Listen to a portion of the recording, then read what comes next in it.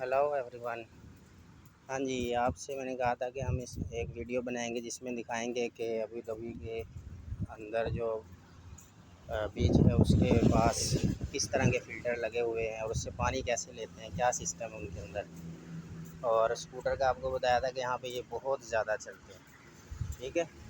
इसके ऊपर खड़े होके आप जा सकते हैं और ये इलेक्ट्रिक है और सोलर सिस्टम भी है इसमें। लो जी, ये आ गया हमारा फ़िल्टर और देखते हैं यहाँ पे आपको दिखाते हैं कि कैसे पानी लेना है। ये तो सेंसर है।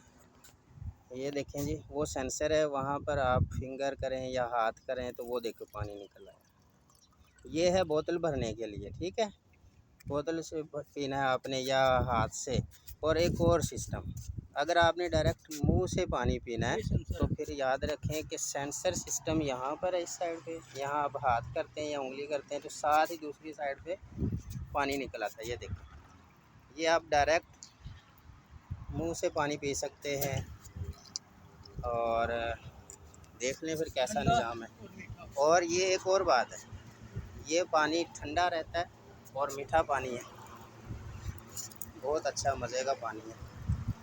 बोतल भरनी है तो इधर से भरें और अगर हाथों के ज़रिए पीना है तब भी, या आपने यहाँ पर डायरेक्ट मुंह से पीना है तो ये देखें, मैंने जैसे यहाँ पे हाथ किया सेंसर के पास तो पानी आना शुरू हो गया, ठीक है।